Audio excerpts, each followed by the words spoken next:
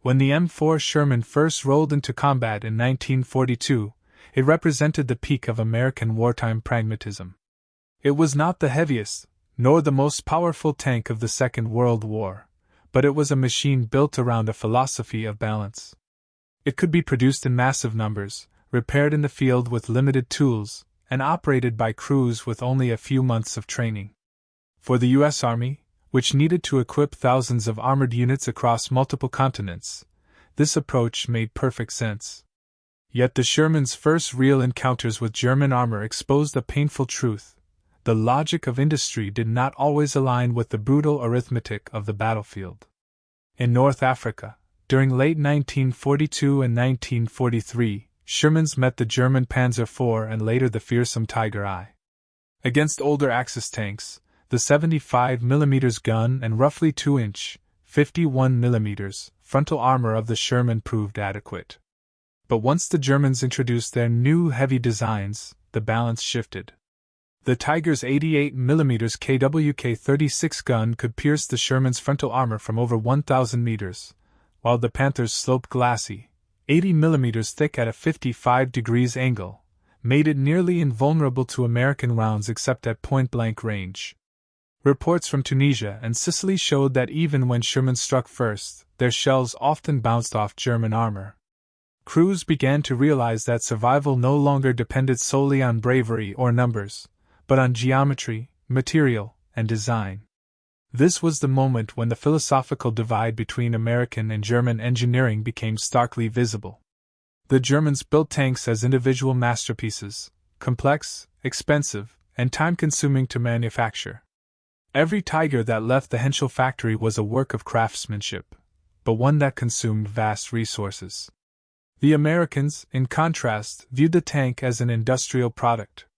Each Sherman was a compromise between firepower, protection, and mobility, shaped by the belief that quantity could offset quality. However, this philosophy carried a hidden vulnerability. While a Sherman could outnumber a Tiger 5-1, it could rarely outlast it in a direct duel. On the battlefield, this imbalance led to mixed results. In open engagements, such as those in Tunisia and later Normandy, German tanks often destroyed multiple Shermans before being disabled themselves. Yet, in campaigns where mobility, logistics, and air support mattered, Italy, France, and the Ardennes, the Sherman's reliability and speed gave the Allies strategic superiority. Still, the losses were heavy. Crews inside these tanks knew that a direct hit to the front could turn their vehicle into a burning coffin. The thin armor and vertical surfaces of early M4s offered little chance of deflection, and the internal placement of ammunition along the hull sides made any penetration catastrophic. By 1943, American engineers began to study the issue systematically. Ordnance Department reports, along with field evaluations from the 1st Armored Division, revealed that the problem was not simply armor thickness, it was the shape. A well-angled plate could deflect or absorb energy more effectively than a thicker one placed vertically. The Soviets had already proven this principle with the T-34, whose sharply sloped armor gave it superior protection despite its moderate weight. American officers and designers took note. They began to question whether the Sherman's traditional vertical front plate, interrupted by protruding hatches and weak spots, was truly the best compromise for survivability. What emerged from this period was not yet a redesign, but an awakening. The U.S. Army began to understand that survivability could not rely solely on mass production or repairability. It depended on the intelligent use of geometry, internal layout, and materials. Every destroyed Sherman in Tunisia and Normandy became a data point, a lesson written in steel and fire. The men who built the tank and those who fought inside it were learning the same truth from different sides of the war. Armor was not just protection, it was a philosophy of survival. The first generation of Sherman crews entered battle believing their machines would protect them through strength in numbers.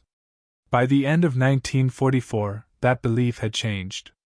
They no longer trusted in quantity alone, but in refinement, in every angle, every plate, every adjustment that could turn a vulnerable mass-produced machine into something capable of facing German fire and living to fight another day. This realization would drive the transformation of the Sherman's design and set the foundation for the armored philosophy that defined American tanks for the rest of the 20th century. The first production models of the M4 and M4A1 entered combat in late 1942, just as American armored doctrine was being tested for the first time under real fire. These early Shermans were a product of haste and compromise. Their designers had been instructed to create a medium tank that could be built quickly, shipped easily, and maintained by soldiers in the field. The result was a machine that met logistical expectations but fell short in the realities of armored warfare. Its frontal protection, 51 mm thick and sloped at approximately 56 degrees on the cast and welded variants, was considered adequate when the design was finalized in 1941. Yet, by the time it reached North Africa, that standard had already become dangerously outdated. The problem was not only in the numbers, but in the layout. The lower front hull of the early Sherman featured two large cast protrusions on either side of the transmission housing. These bulges contained the driver's and assistant driver's hatches and created natural weak points where the armor thinned and the angles flattened.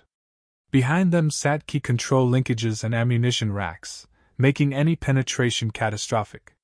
The front plate might have looked formidable in blueprints, but in practice, the geometry invited disaster. German gunners soon learned that a well-aimed shot at either hatch area could disable the tank instantly. Reports from the North African campaign repeatedly highlighted this flaw. The 88 mm gun of the Tiger I and the long-barreled 75 mm KWK-40 of the upgraded Panzer IV easily pierced the Sherman's nose at ranges exceeding 1 kilometer. Even the lighter 50 mm guns of earlier German tanks could achieve penetrations at close range when striking the thinner pockets near the driver's compartments. When such a shell penetrated the hull, it often set off ammunition stored along the sides or beneath the turret basket, turning the tank into a fireball within seconds. The U.S. Army's Ordnance Department began receiving alarming reports. Crews rarely survived a frontal hit, and many tanks burned so completely that post-battle recovery teams could not identify them by serial number.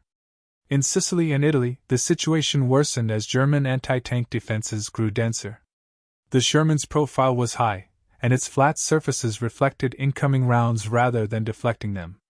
Even when the armor was not fully penetrated, spalling, fragments of metal knocked off the inner surface, could wound or kill the crew.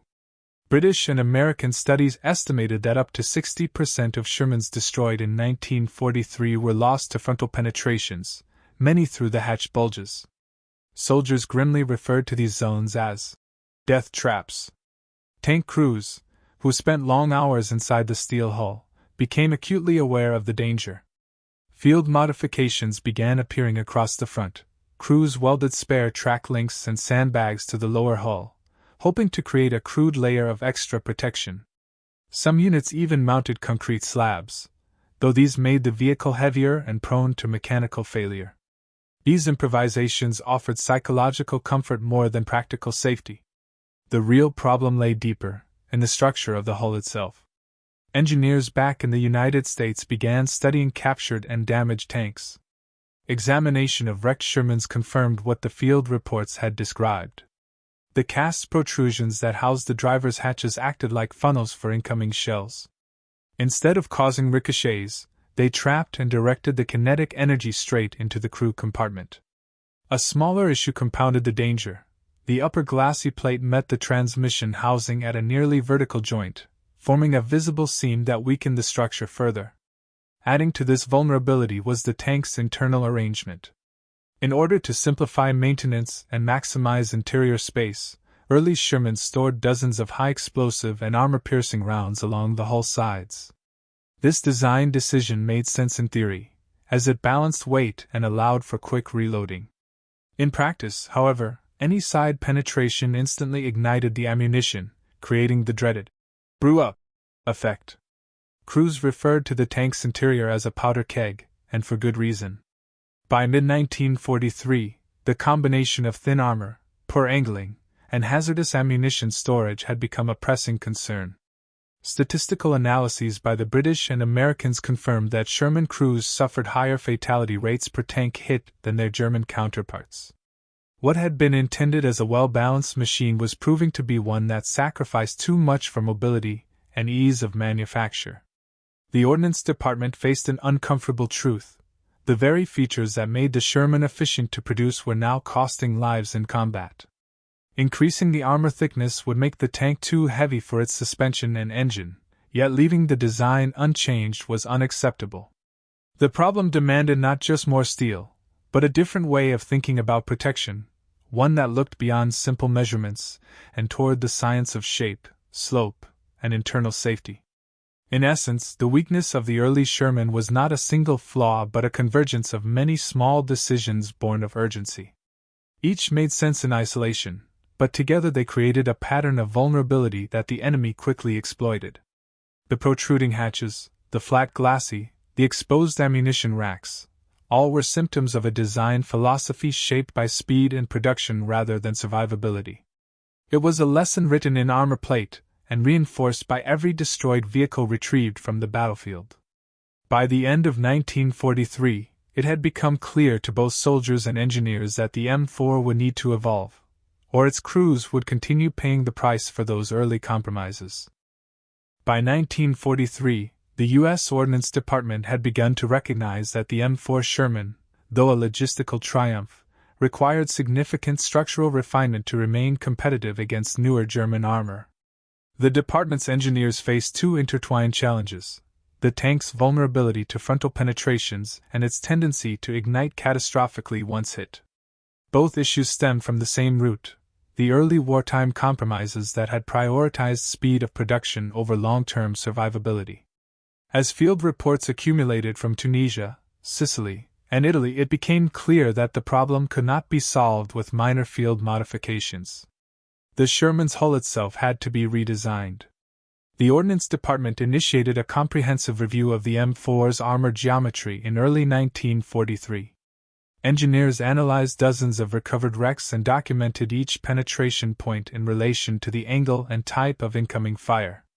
The conclusion was unmistakable: the Sherman's distinctive protruding hatches at the lower glacis, cast, cheeks, housing the driver's and assistant driver's positions, created structural weaknesses that negated much of the intended slope advantage. These bulges were practical from a manufacturing standpoint, allowing easy access to the crew compartment and transmission, but in combat they served as perfect aiming points for German gunners.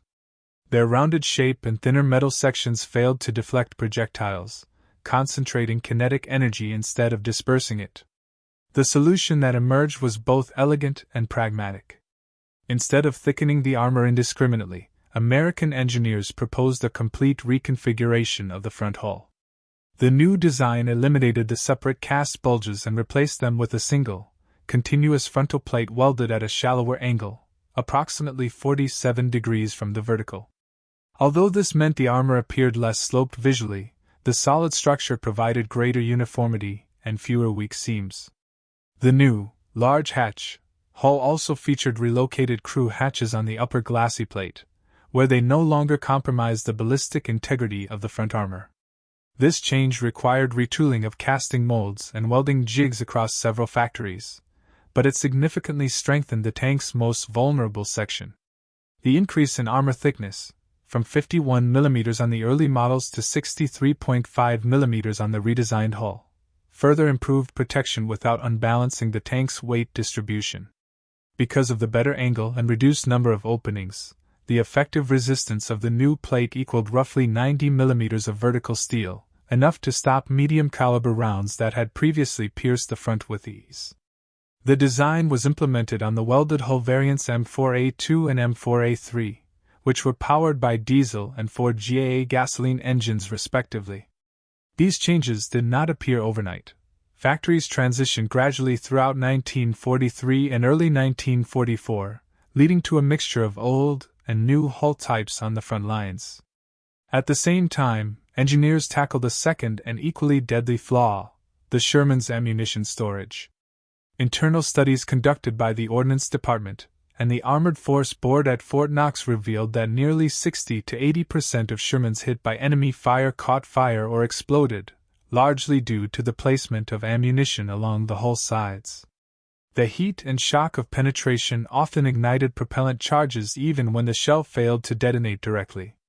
To mitigate this, engineers experimented with several interim solutions: armored ammo bins, additional liners, and eventually, water-jacketed containers. The concept, known as wet stowage, aimed to absorb heat and prevent sympathetic detonation. In early 1944, this system entered production alongside the 47-degree hull revision.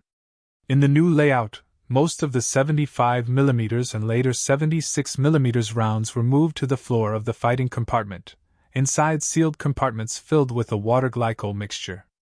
The transition from dry stowage to wet stowage reduced post-penetration fires dramatically. Field tests at Aberdeen Proving Ground demonstrated that tanks equipped with the system burned in less than 15% of cases, compared to over 60% in earlier models. This improvement, combined with the rationalized front armor, began to shift the Sherman's reputation from fragile to reliable. The redesign also reflected a broader evolution in American tank philosophy.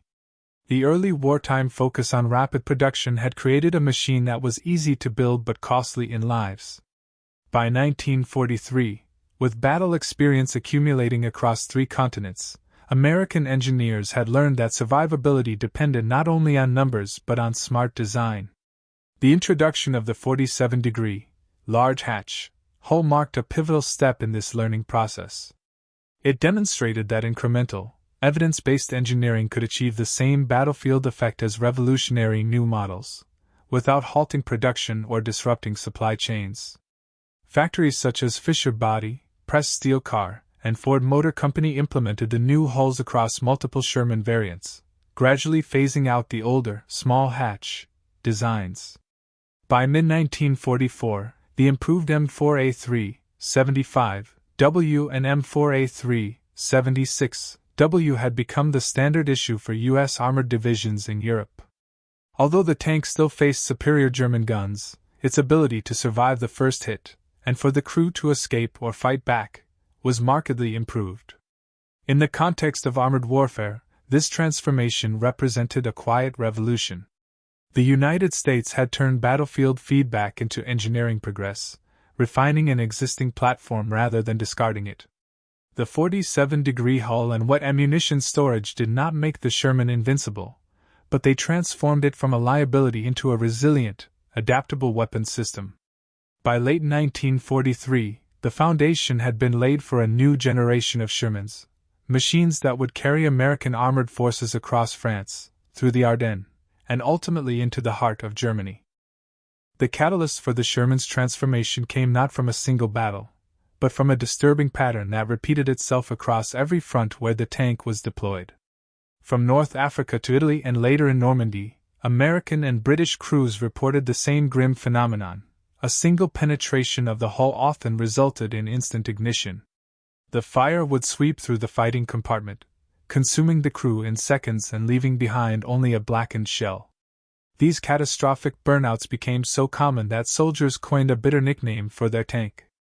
Borrowing from the advertising slogan of the popular Ronson cigarette lighter, "Lights every time," they began calling the Sherman the Ronson. It was a cruel joke born out of fear and fatalism, but it pointed to a technical truth that engineers could no longer ignore. The source of this deadly flaw lay in the tank's ammunition storage. In early production Shermans, the 75mm rounds were stowed in racks mounted along the sides of the hull and beneath the turret basket. This arrangement made reloading convenient and balanced the tank's internal weight, but it also turned the entire hull into a tinderbox. When an armor-piercing shell penetrated the side or lower front of the tank, the spalling and heat often set off the propellant charges stored nearby. Even a glancing hit could cause a sympathetic explosion of the ammunition supply, destroying the tank and killing the crew instantly.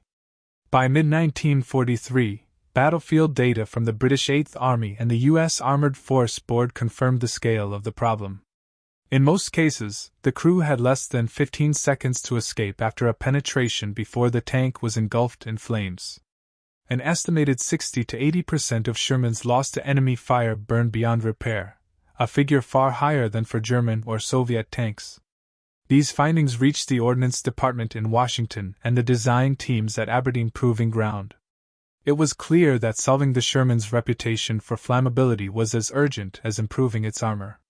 The first attempts were improvised field solutions. Crews began welding spare track links and sandbags along the hull to absorb incoming rounds. Some units lined the interior of the tank with sheets of asbestos, while others wrapped ammunition boxes in layers of rubber or cloth to reduce shock. None of these measures addressed the core issue. Engineers realized that no amount of exterior reinforcement could compensate for a design that stored dozens of explosive shells beside the crew's knees. What was needed was a complete rethinking of how ammunition was kept inside the tank.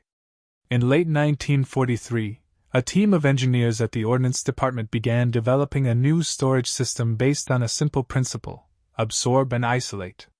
Their solution was to relocate most of the ammunition to compartments built into the floor of the hull and the rear of the turret basket, away from the likely paths of incoming fire. These compartments were sealed and surrounded by a water-glycol mixture designed to absorb heat and extinguish sparks before they could ignite the propellant. The system became known as wet stowage. Each ammunition rack contained small tubes filled with the cooling fluid, which would rupture and flood the compartment if struck. The concept was tested extensively at Aberdeen in early 1944, where controlled trials showed a dramatic reduction in post-penetration fires. Statistical analyses following these trials were decisive. Tanks equipped with wet stowage caught fire in only about 10 to 15% of penetrations, an improvement of more than 60 percentage points over earlier designs. The change did not make the Sherman invincible, but it gave its crews a fighting chance. Survivors of combat in Normandy later reported that even when their tanks were hit, they could often bail out safely or, in some cases, continue fighting after extinguishing minor fires. The introduction of wet stowage coincided with the implementation of the redesigned 47-degree front hull. Together, these two engineering advances addressed the Sherman's most notorious weaknesses: the vulnerability of its frontal armor and its tendency to burn. Factories such as Fisher Body and Ford began incorporating the new stowage system into M4A3 75W and later M4A3 76W models in early 1944. The W designation on these tanks stood for wet, marking a quiet but profound milestone in armored vehicle safety. Combat reports soon confirmed the results. During the Normandy campaign and later in the Ardennes, divisions equipped with the new wet stowage Shermans experienced significantly lower crew casualty rates. In after-action surveys, tank commanders observed that penetrations no longer resulted in automatic destruction. One report from the 2nd Armored Division described a Sherman that took 2 direct hits from a German 75mm gun yet remained intact long enough for the crew to escape unharmed. For the first time, the Sherman's reputation began to change. It was no longer merely a tank that could be built faster than it could be destroyed. It was a machine that learned from its own failures. The wet stowage system represented more than just a technical fix, it was a philosophical shift. It showed that survivability could be engineered not by brute force, but through understanding the mechanics of destruction and designing against them. By the summer of 1944, as American forces advanced across France, the combination of improved armor geometry and wet ammunition storage turned the Sherman from a symbol of vulnerability into one of resilience. It remained imperfect and still faced superior enemy guns, but now it could endure, retreat, repair, and return to battle. The introduction of wet stowage had transformed the Sherman from a flammable compromise into a truly survivable fighting vehicle, proving that adaptation, not perfection, was the true measure of wartime engineering.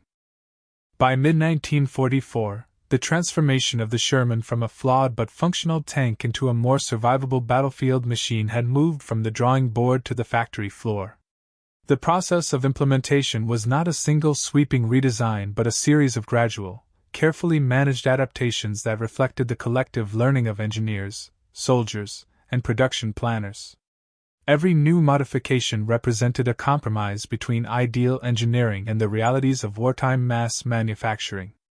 The result was the emergence of the M4A3 75W and M4A3 76W variants, tanks that carried forward the lessons written in Steel and Fire during the previous 2 years of combat. The Ford Motor Company's massive plant in Highland Park, Michigan, served as the industrial heart of this evolution. It was here that the new, large hatch, 47-degree hulls first entered full-scale production, alongside the introduction of the wet stowage system. The redesign required changes to both tooling and assembly methods. Welders had to be retrained to accommodate the new single-plate glassy configuration, while the relocation of ammunition racks demanded adjustments to the interior layout and wiring. Despite these challenges, Ford's experience in automobile production allowed for remarkable efficiency. The first complete M4A3 75W models began rolling off the assembly line in February 1944, followed by the more powerful 76mm armed versions in June. The integration of the 76mm M1 gun was a major step in parallel with the armor upgrades. The longer, higher-velocity weapon provided the Sherman with the ability to penetrate German Panthers and Tigers at moderate ranges, at least under favorable angles. To balance the increased gun weight, engineers reinforced the turret with a thicker cast mantlet and counterweights at the rear. These adjustments slightly altered the tank's silhouette but preserved its stability and traverse speed. The resulting configuration, known as the M4A3 76WHVSS in its later suspension-upgraded form, became the definitive late-war Sherman. The implementation process was driven by a feedback loop that linked the front lines directly to American industry.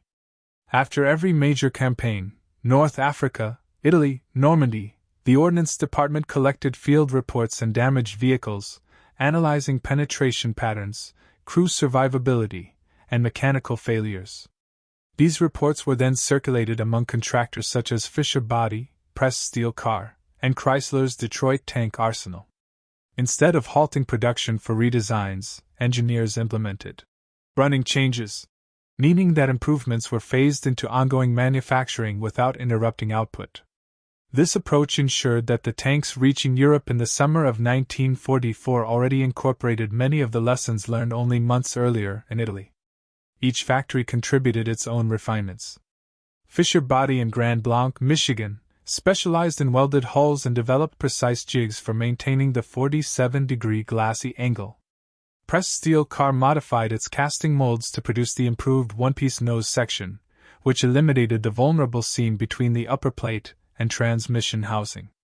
Chrysler, whose Detroit Tank Arsenal had pioneered mass production techniques for armored vehicles, standardized the installation of the wet stowage system across its lines. The Ordnance Department maintained detailed technical bulletins to synchronize these changes nationwide. Training and maintenance infrastructure evolved alongside production. Crews were instructed on the differences between dry and wet stowage configurations, the new ammunition layout, and the increased maintenance requirements for the Ford GAA V8 engine that powered most M4A3s. Tank depots in England began retrofitting older vehicles with limited versions of the new safety features when possible, adding protective liners, relocating some ammunition bins, and reinforcing mantlets. While these upgrades could not fully replicate the factory-built M4A3 75W, they improved survivability enough to justify the effort. By the time Allied forces launched Operation Cobra in July 1944, thousands of Shermans with the new hull and wet stowage were already arriving in Europe. They entered combat in France and Belgium, gradually replacing earlier M4 and M4A1 models that had suffered heavy attrition since D-Day. Reports from the field quickly validated the redesign. Units noted fewer catastrophic burnouts, and maintenance crews found that the new hull design was easier to repair, thanks to simplified weld seams and improved access panels. Commanders also praised the tank's reliability. Despite added armor and internal modifications, the M4A3 retained its mobility and ease of service, qualities that had always been central to the Sherman's success. Production continued to ramp up through late 1944, peaking at nearly 1,000 M4A3 75W and M4A3 76W tanks per month. By winter, most frontline American armored divisions in Western Europe had transitioned to these updated variants. The logistical system that supported this turnover was one of the unsung achievements of Allied industry. Old tanks were withdrawn, stripped for parts, and replaced in theater without disrupting operations. The modularity of the Sherman's design, another legacy of its automotive roots, allowed for such seamless substitution. What made this process remarkable was its iterative nature. The Sherman did not evolve through isolated breakthroughs but through a steady rhythm of observation, adaptation, and implementation. A tank destroyed in Normandy might be studied in England, its vulnerabilities documented within weeks, and its lessons incorporated into vehicles leaving Detroit the following month. This continuous improvement cycle embodied the American wartime approach, pragmatic, data-driven, and relentlessly focused on output. By early 1945, when the M4A3 76 WHVSS with improved suspension and even thicker mantlet armor reached the front, the Sherman had become a mature, refined platform, one whose design carried the memory of every battlefield that had shaped it. The process that produced it was less about innovation in the abstract and more about disciplined responsiveness. Each manufacturing change, each field report, and each repaired tank represented the dialogue between soldiers and engineers, between destruction and creation. In that dialogue lay the true story of how the Sherman survived not just its enemies, but its own beginnings. The true test of the redesigned Sherman came not in the workshops of Detroit or the proving grounds of Aberdeen, but on the battlefields of Western Europe.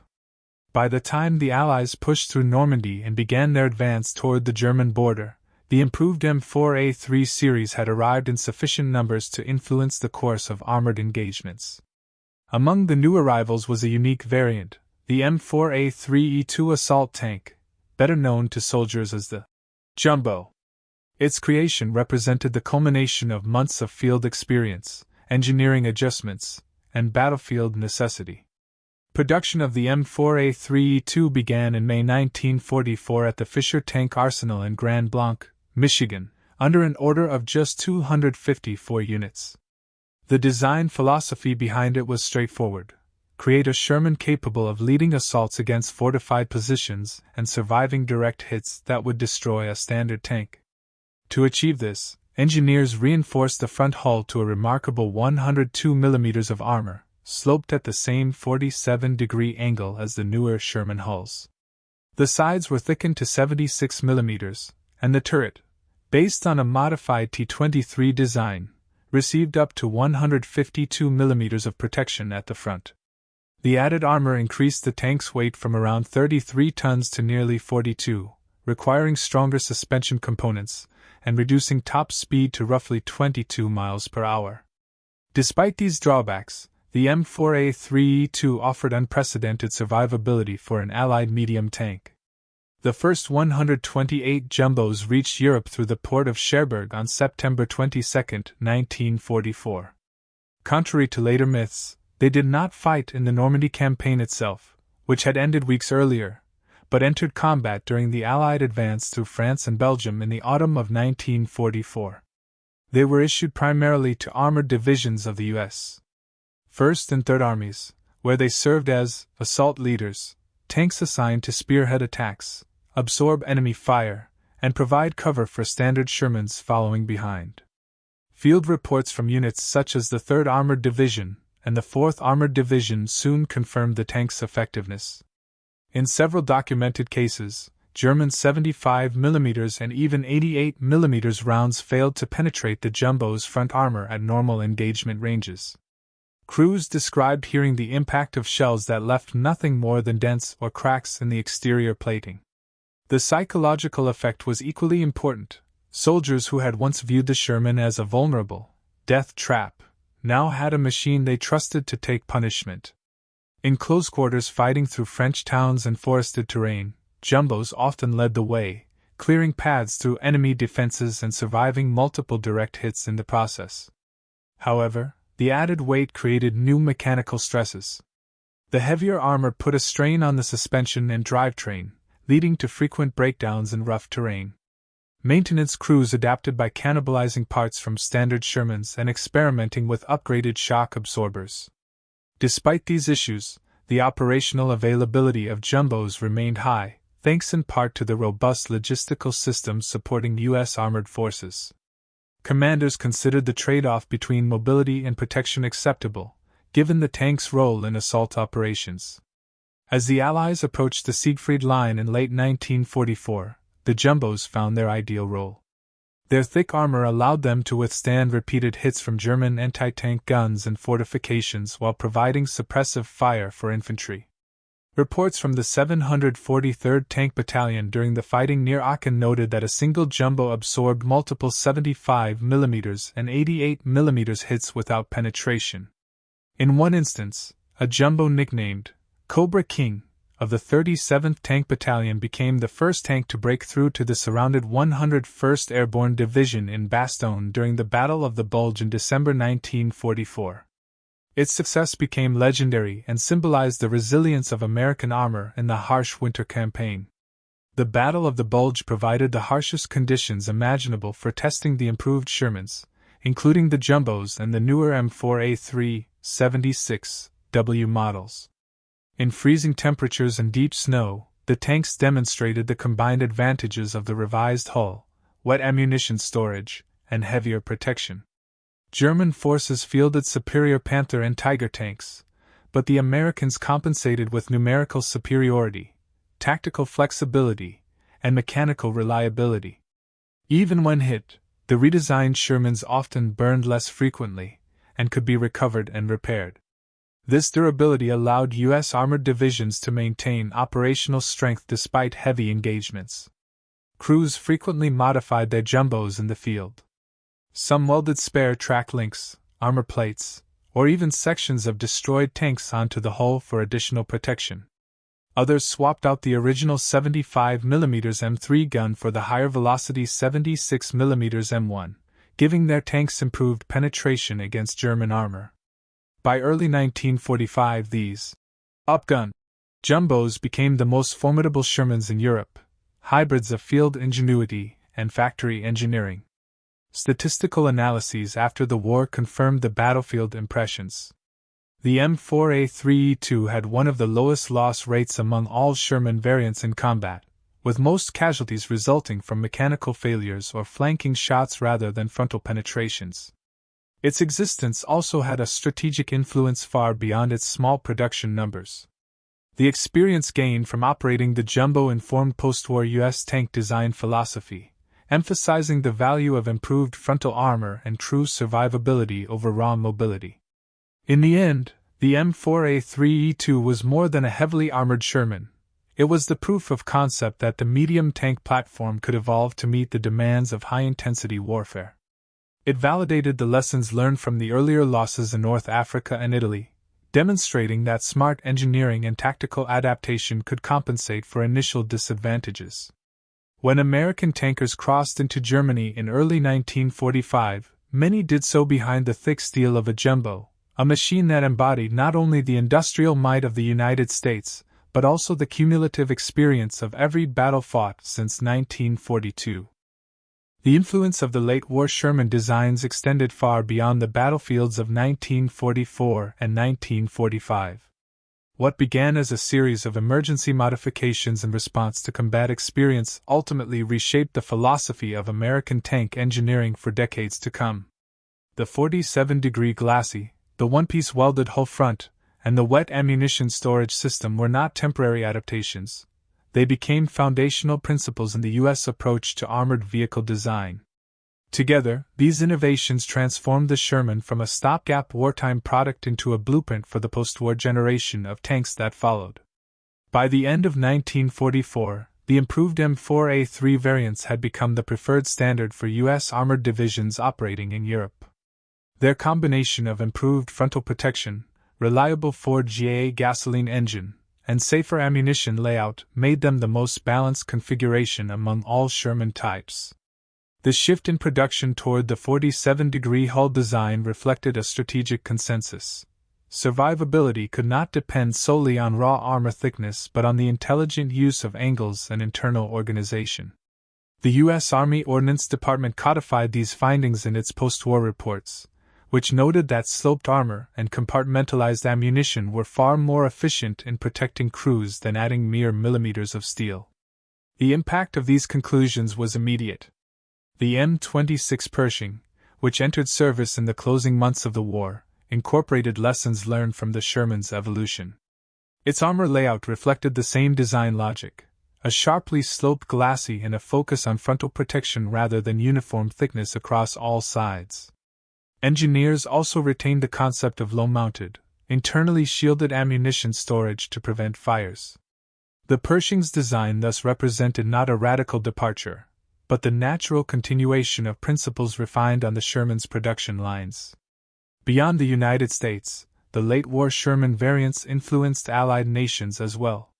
Thousands of M4A2 and M4A3 tanks remained in service with Britain, France, and the Soviet Union well into the late 1940s. The British Army, which had long criticized the Sherman's vulnerability in earlier campaigns, acknowledged the substantial improvement of the later models. Reports from the British 21st Army Group after the Normandy campaign praised the reduced tendency of wet stowage Shermans to burn, noting that the new ammunition system had restored confidence among crews. Similarly, the French 2nd Armored Division, which fought through Paris and into Germany with a mix of early and late Shermans, observed that the newer tanks endured hits that would have destroyed earlier versions. In the Soviet Union, where thousands of diesel-powered M4A2 Shermans had been delivered under Lend-Lease, engineers studied the design closely. Although the Soviets favored their own T-34, they noted the Sherman's superior mechanical reliability and internal safety systems. Post-war Soviet tank designs such as the T-54 and T-55 incorporated similar approaches to ammunition placement and crew ergonomics, even as they maintained the hallmark of steeply sloped frontal armor pioneered earlier by the T-34 and validated anew by the Americans. The Sherman's evolution demonstrated to designers on both sides of the emerging Cold War that survivability could be achieved through balance and refinement rather than sheer mass. For the United States, the influence of the Sherman's final iterations persisted through the 1950s and beyond.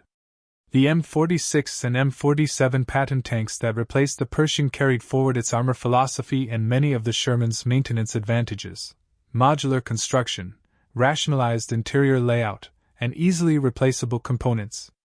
The concept of crew protection through compartmentalization, refined with the Sherman's wet stowage system, remained a defining feature of American armor design through the M48 and M60 series, and even into the M1 Abrams decades later. The logistical and maintenance experience gained with the Sherman also shaped post-war doctrine. Field recovery, parts interchangeability, and repairability under combat conditions became non-negotiable requirements for future U.S. armored vehicles. In this sense, the late Sherman's improvements were not just technical but systemic. They taught the U.S. Army how to build and sustain a global armored force. The lessons learned in adapting the Sherman in real time had proven that an army's strength lay not only in superior equipment, but in the capacity to evolve that equipment as the war demanded. Even in the decades following the war, upgraded Shermans continued to serve across the world. Nations such as Israel, Pakistan, India, Argentina, and Chile operated modified versions of the M4A3 well into the 1960s and 1970s. Many of these tanks retained the 47-degree glacis and wet stowage system, while others received localized upgrades like new engines or high-velocity guns. In Israel, for example, the Super Sherman, and later, M51, variants fought successfully against more modern adversaries, a testament to the resilience of the original design philosophy. The late-war Sherman thus became more than a tank, it became a case study in adaptive engineering. Its 47-degree armor slope and wet ammunition storage were not simply responses to battlefield failures. They were milestones in the broader evolution of modern armored design. These innovations represented the moment when American tank builders began to think beyond mass production and toward survivability as a measurable, scientific goal. By the end of World War II, the Sherman was no longer the fragile Ronson of 1942. It was a mature, reliable combat platform whose improvements extended far beyond its own lifespan. The changes made during its final production years established principles that would echo through every American tank built thereafter: the power of geometry over brute force, the priority of crew safety over manufacturing convenience, and the understanding that progress in war often begins not with perfection, but with the humility to correct one's own mistakes. The legacy of the Sherman extended far beyond its mechanical form. It lived on in the philosophy that guided every American tank built after the war. The M4 had begun as a pragmatic compromise, an attempt to balance speed, firepower, and production efficiency, but it ended as a masterclass in adaptive engineering. The lessons drawn from its evolution during World War II became the intellectual foundation of post-war armored design in the United States, shaping the lineage that stretched from the M26 Pershing to the M1 Abrams decades later. The immediate successor to the Sherman was the M26 Pershing, a tank whose development had begun in parallel with the Sherman's late war improvements, but only reached the front lines in early 1945. Pershing incorporated nearly every key lesson the Ordnance Department had learned from the Sherman's combat record. Its armor layout was dominated by sharply sloped frontal plates, 102 mm thick at an angle inspired by both the T-34 and the late M4A3's 47-degree glacis. The Pershing's ammunition racks were placed low and surrounded by protective linings, directly continuing the wet stowage concept that had proven so effective in reducing fires. Even its mechanical design reflected Sherman experience. The use of a horizontal suspension system, improved cooling, and more accessible engine compartments all stemmed from the need to simplify field maintenance learned during the war. The Pershing bridged the gap between the medium and heavy tank categories, marking a philosophical shift. The Sherman had proven that mobility and reliability were as important as armor thickness, but the Pershing demonstrated that these qualities could coexist with higher protection and firepower if designed intelligently. In many ways, it was the physical embodiment of what the Sherman's final iterations had hinted at, a tank that did not rely on mass production alone, but on rational geometry, internal safety, and mechanical harmony. In the years immediately following the war, the U.S. Army's Ordnance Department undertook a formal review of tank design doctrine. Studies conducted between 1946 and 1948 concluded that the most decisive improvements of the late Sherman, its 47-degree hull, single-piece cast front, and wet ammunition storage, had dramatically increased crew survivability and mechanical endurance. These findings became part of the design principles that guided the next generation of tanks, particularly the M46 and M47 Patton series. These vehicles refined the Pershing's chassis and incorporated modular components for easier maintenance, another legacy of the Sherman's field service adaptability. The Pattons also adopted a refined cast turret with rational sloping angles, reinforcing the now standard belief that protection should be achieved through geometry rather than mass. By the 1950s, American armored design had become an exercise in controlled evolution, not revolution, a pattern that had first emerged with the Sherman's wartime upgrades. The M48 Patton, introduced in 1953, and the M60 in 1960 both carried the DNA of the Sherman's late war philosophy. They prioritized crew protection, internal space optimization, and logistical maintainability over sheer size or armor weight. Even as new technologies such as stabilized guns, rangefinders, and night vision entered service, the fundamental design logic, angled armor, accessible systems, and safe ammunition stowage remained intact. The long-term influence of the Sherman extended into areas beyond physical design. The logistical and production frameworks built to support it created a model for future armored development programs. The ability to modify vehicles mid-production, integrate battlefield feedback in real time, and maintain compatibility across multiple factories became hallmarks of the American defense industry. This adaptive manufacturing system later allowed for the efficient evolution of the Patton series and, eventually, the Abrams. The Sherman had proven that flexibility in design was not a weakness but a strategic asset, allowing rapid response to changing battlefield conditions without halting production. When the M1 Abrams appeared in the 1980s, the lineage was unmistakable. Its sharply angled composite armor arrays, compartmentalized ammunition storage with blast panels, and emphasis on crew safety all traced their conceptual origins back to the lessons first learned inside burning Shermans in North Africa and Europe. The Abrams designers at Chrysler Defense explicitly cited wartime Ordnance Department studies on internal safety and survivability, documents that had been written to explain why wet stowage worked and why rational armor angling mattered.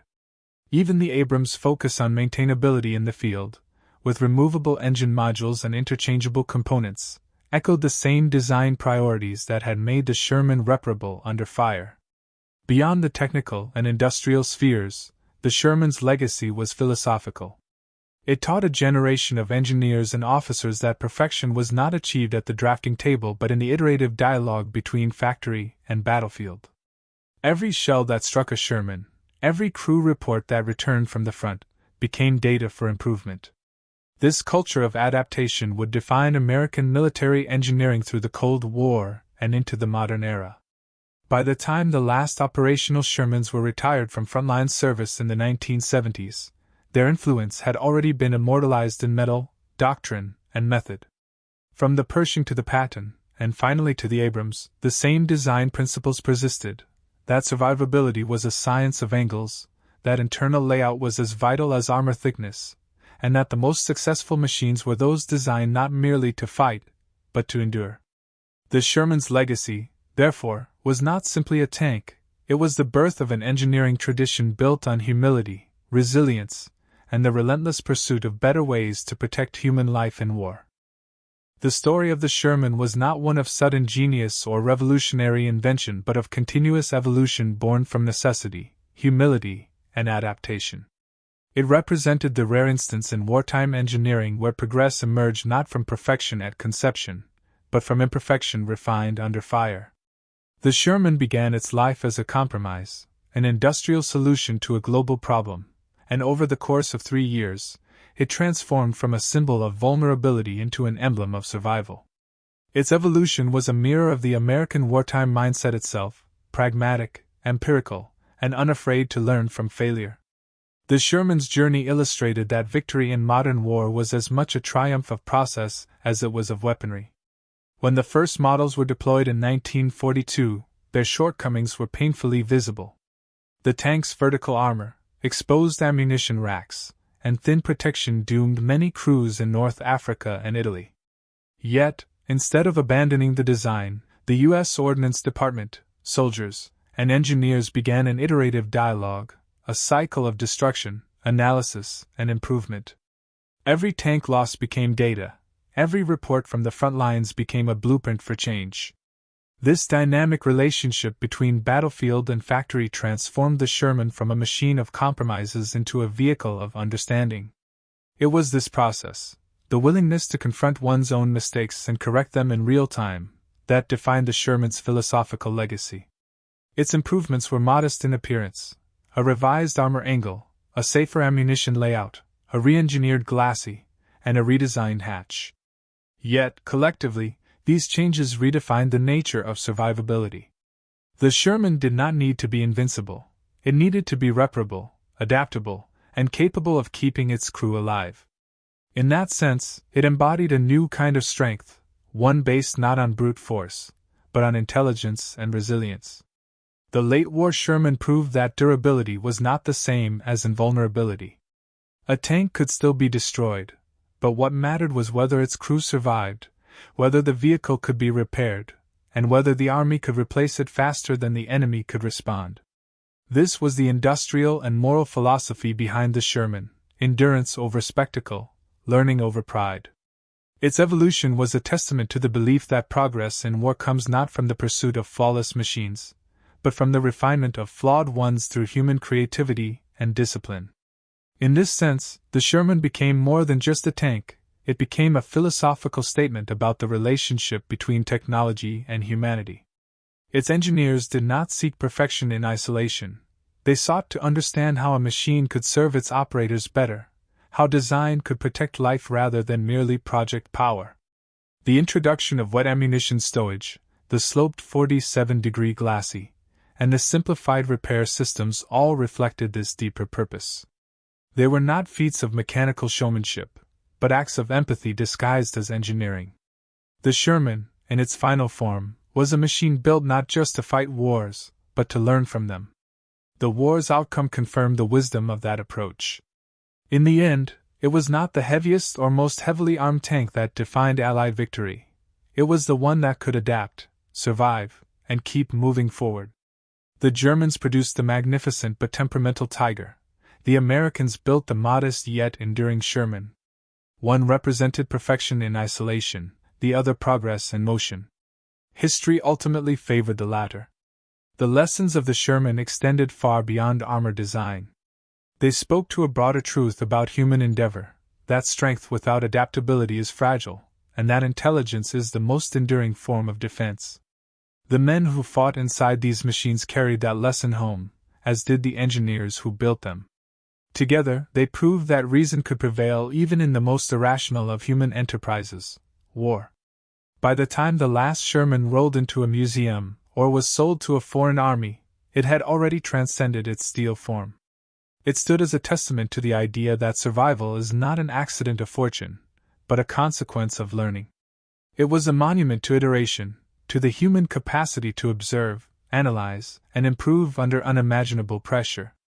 The Sherman's final legacy was not its gun or its armor, but its mind, the collective intelligence that turned a flawed beginning into a lasting symbol of endurance.